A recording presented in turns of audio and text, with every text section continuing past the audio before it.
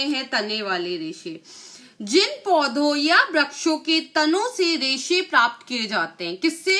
किसी पेड़ के तने या उसके वृक्षों से रेशे प्राप्त किए जाते हैं। उन पौधों के तनों में विभिन्न विधियों से खमीरीकरण मीन्स फर्मेंटेशन की क्रिया करके रेशे जो होते हैं खींचकर निकाले जाते हैं। तने से प्राप्त रेशे ही तने वाले रेशे स्टीम फाइबर्स कहलाते हैं। ठीक है, जो तने से रेशे प्राप्त होते हैं वो कौन से कहलाते हैं? तने वाले रेशे कहलाते हैं। इसके अंदर कौन कौन से आते हैं? लिलिन, जूट, हेम्प, रेमी, सन, मनीला या अवाका आदि आते हैं। ठीक है गाइस, अब लिलिन के बारे में बात करते हैं। लिलिन क्या होता है? लिलिन के रेशे फ्लेक्स नामक पौधे के तने से प्राप्त होते हैं। किससे होते हैं? लिलिन के जो रेशे होते हैं वो फ्लेक्स नामक पौधे के तने से प्राप्त होते हैं।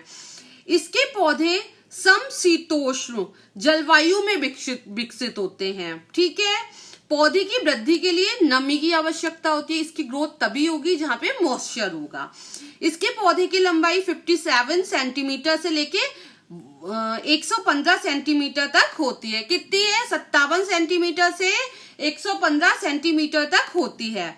लिलिन के रेशे का किस्म उसके पौधे पर निर्भर करता है। ठीक है, जैसा पौधा होगा वैसे लिलिन की क्वालिटी होगी। सफेद फूल वाले पौधों में मोटे खुरदुरे रेशे की प्राप्ति होती है। कैसी होती है? मोटे और खुरदुरे रेशे की प्राप्ति होती है व्हाइट फूल वाले में। ठीक है, जबकि जब नीले फूल वाले पौधे से महीन व उच्च कोटि के रेशे प्राप्त होते हैं। कौन से उच्च कोटि के हो रहे हैं? नीले फूल वाले पौधों से उच्च कोटि के रेशे प्राप्त हो रहे हैं। पौधों में जब फूल आ जाने के पश्चात क्या करते हैं गाइस? उसे जड़ सहित निकालते हैं। कैसे निकालते हैं? जड़ सहित उखाड़ देते हैं। इसके बाद इसे गलने के लिए छोड़ दिया जाता है। क्या करा जाता है? पौधे को उखाड़ लिया, उसे गलने के लिए छोड़ दिया। पौधों के गलने के पश्चात तने से सटी ऊपरी छाल भी गल जाती है। ठीक है, क्या होती है? जो उसकी ऊपरी छाल होती है वो भी गल जाती है और अंदर के रेशे पृथक पृथक हो जाते हैं। ठीक है, रेशों में पैक्टिन, मोम, गोंद जैसे पदार्थ लगे होते हैं। क्या लगे होते हैं रेशों में? पैक्टिन, मोम, गोंद जैसे पदार्थ लगे होते हैं, जिन्हें विभिन्न विधियों के द्वारा क्या किया जाता है गाइस? सफाई की जाती है। ये जब मैं अगर लिलिन पढ़ाऊंगी ना तो उसमें बताऊंगी कौन कौन सी किस तरीके से गलाया जाता है। एक वाटर रेटिंग होती है, एक ओस के द्वारा होता है, केमिकल होती है, कई तरीके की होती है, तो वो बाद में बताया जाएगा आपको। लिलिन का रेशा लंबा होता है, चिकना होता है और चमकदार होता है। कैसा होता है? लिलिन का रेशा लंबा, सीधा, चिकना और चमकदार होता है। इनसे बने वस्त्र कोमल और महंगे होते हैं। कैसे होते हैं? कोमल और महंगे होते हैं, क्योंकि इन्हें तैयार करने में अधिकांशतः कार्य हाथ से करना पड़ता है। ठीक है गाइस, अधिकतर काम कैसे करना पड़ता है गाइस? हाथ से करना पड़ता है। ठीक है, ये था लिलिन के बारे में। अब गाइस मैं आपको बताती हूँ जूट क्या होता है। जूट के रेशे जूट के पौधे के तने से प्राप्त होते हैं। ठीक है, भारत में कपास के पश्चात इसका ही अधिक उपयोग होता है। सबसे पहले कॉटन का होता है, फिर जूट का होता है। जूट के उत्पादन के लिए उष्ण एवं नम जलवायु की जरूरत होती है। जूट के पौधे की लंबाई 6 से 12 फीट तक, मोटाई एक उंगली के समान होती है। कितना मोटा होता है? फिंगर के समान।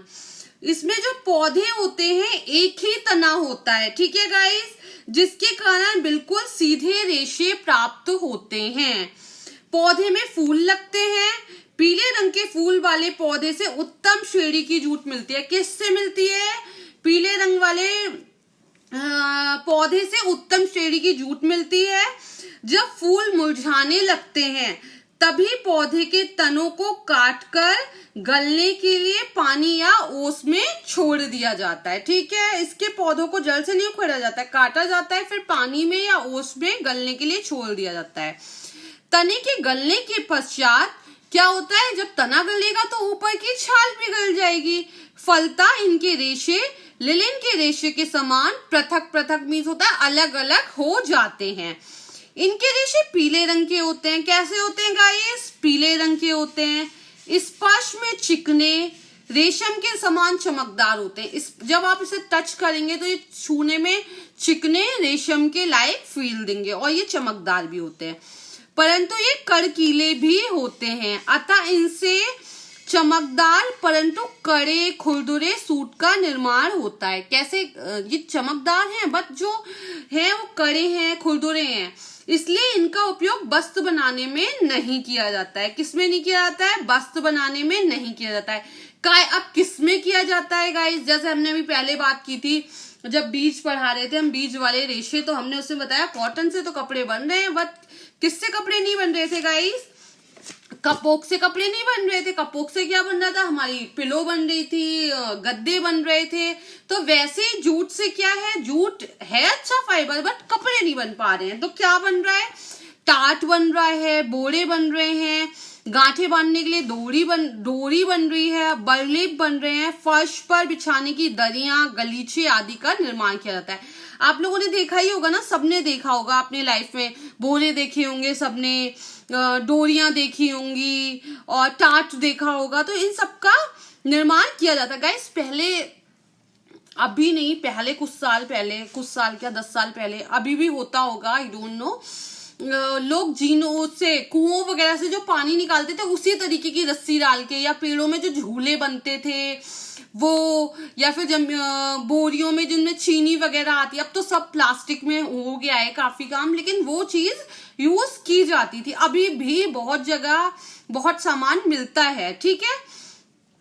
तो ये क्या है गाइस, मुख्य रूप से जूट का प्रयोग बोरी बनाने में किया जाता है, ठीक है। किसमें किया जाता है? बोरी बनाने में किया जाता है। पैकिंग में इसका उपयोग अधिक किया जाता है, ठीक है, क्योंकि इनके रेशों में प्राकृतिक रूप से कीड़े मकोड़ों, जो कीड़ मकोड़ होते हैं ना, वो नहीं लगते, प्रतिरोधक क्षमता पाई जाती है। कभी भी मतलब जूट में कीड़े मकोड़े नहीं लगेंगे, ठीक है। ये था जूट के बारे में इंट्रोडक्शन। अब बात करते हैं गाइस हेम्प के बारे में। हेम्प का रेशा केनेविस सटाइवा के तने से प्राप्त होता है, ठीक है। इसका रेशा सीधा और चमकदार होता है। कैसा होता है? सीधा और चमकदार होता है, परंतु रुक्ष, कड़ा एवं खुरदुरा होता है। कैसा होता है? रुक्ष, कड़ा और खुरदुरा होता है। Guys 1 minute wait.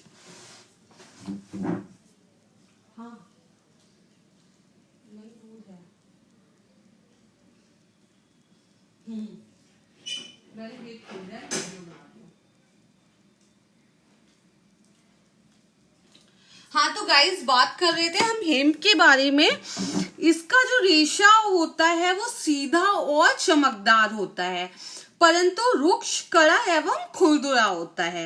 रेशे काफी मजबूत एवं टिकाऊ होते हैं। रेशों में वस्त्रोपयोगी अनिवार्य गुणों का सख्त दबाव होता है। इसमें भी क्या है? कपड़े बनने के गुण जो हैं वो नहीं है। इसके द्वारा क्या बनता है गाइस? गलीचे, कैनवास, कालीन, पायदान, रस्से, बेल्ट, डोरी, सजावट हेतु सामान, जूते के जो नीचे हिस्से में काम किया जाता है, कागज बनाने में इसका सर्वाधिक उपयोग किया जाता है, ठीक है गाइस। तो ये भी क्लॉथ्स बनाने के काम में नहीं आता, बाकी काम में आता है, ठीक है गाइस। अब हम बात करते हैं रेमी के बारे में। रेमी के रेशे नटेल के पौधे से प्राप्त किया जाता है, ठीक है गाइस। इसके रेशे चमकदार, मजबूत एवं टिकाऊ होते हैं। कैसे होते हैं? रेशे चमकदार, मजबूत और टिकाऊ होते हैं। इनका यूज मेज पोस्ट, नैपकिन, ट्रे क्लॉथ आदि बनाने में किया जाता है। रेमी की आर्द्रता, अपशोषक क्षमता लिलिन व कपास से अधिक होती है। गाइस लिलिन और कॉटन से भी ज्यादा रेमी की जो है ना, क्या बोलते हैं, क्या होती है, अपशोषण क्षमता अधिक होती है। यह शीघ्रता से सूखता भी है। यह भीगने पर कपास से अधिक शक्तिशाली होता है। अगर इसे गीला करोगे ना तो ये कॉटन से भी ज्यादा मतलब स्ट्रॉन्ग हो जाएगा। ठीक है, तो ये था नॉर्मल।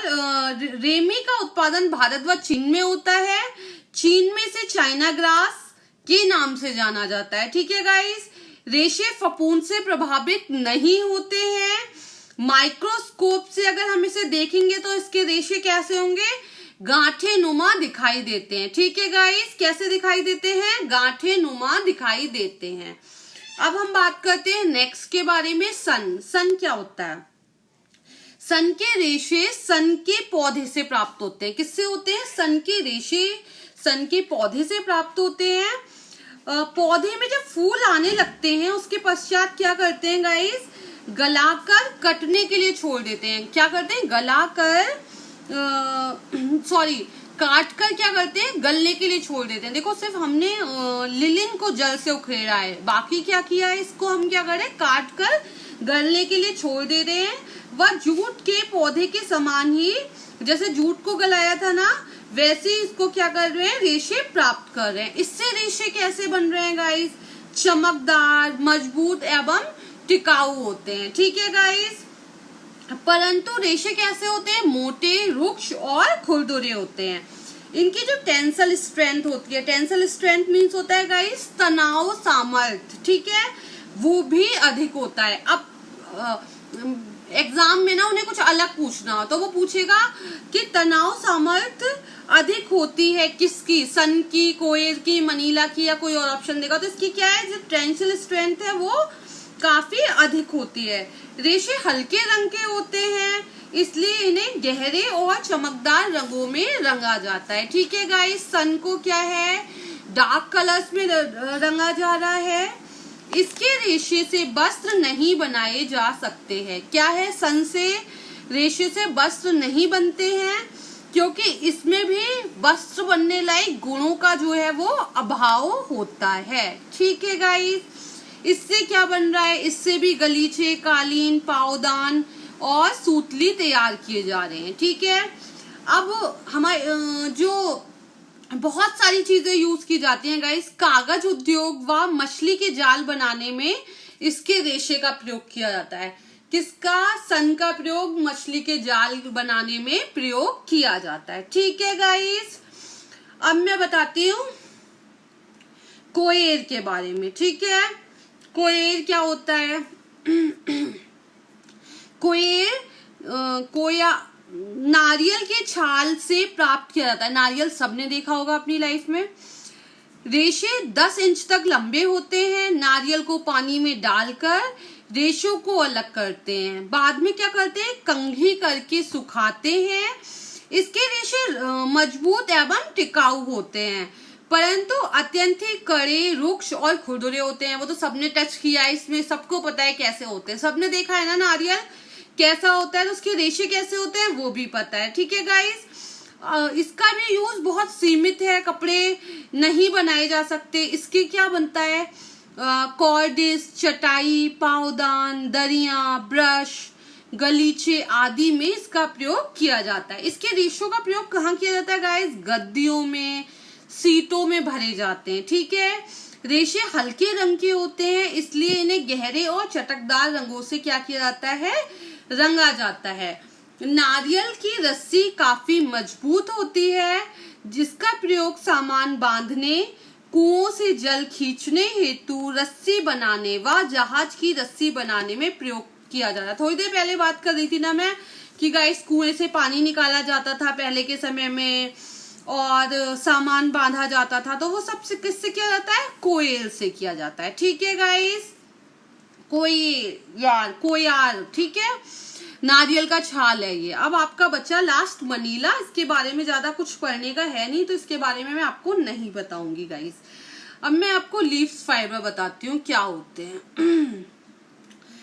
पत्ते से प्राप्त रेशे कौन से होते हैं, कुछ वानस्पतिक रेशे पौधों के पत्तों से प्राप्त करते हैं। हमने अभी बीज की बात की, फिर हमने तने की बात की, अब गाइस हम किसकी बात कर रहे हैं, अब हम पत्ते से प्राप्त रेशे की बात कर रहे हैं। पत्ते से प्राप्त रेशा कौन सा है, पिना और सिलिल है। ठीक है, सीशल है, सॉरी, तो पिना क्या है? ये अनन्नास की पत्तियों से प्राप्त होता है। अब अनन्नास भी सबने देखा है, तो अनन्नास से क्या प्राप्त हो रहा है गाइस? पिना प्राप्त हो रहा है, ठीक है। इसके रेशे मुलायम, श्वेत, चमकदार, कोमल और क्रांति युक्त होते हैं। इसके रेशे भी कैसे होते हैं? कोमल, मजबूत, टिकाऊ वस्त्रों का निर्माण होता है, ठीक है, जिसमें आर्द्रता, अपशोषक क्षमता भी कपास के रेशों के समान होती है, ठीक है गाइस। तो ये था आपका पिना, ठीक है।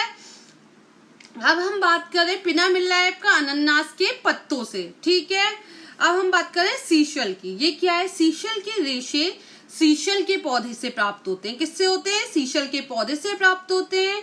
इसकी पत्तियां जमीन के पास जड़ से ही निकलती हैं, ठीक है।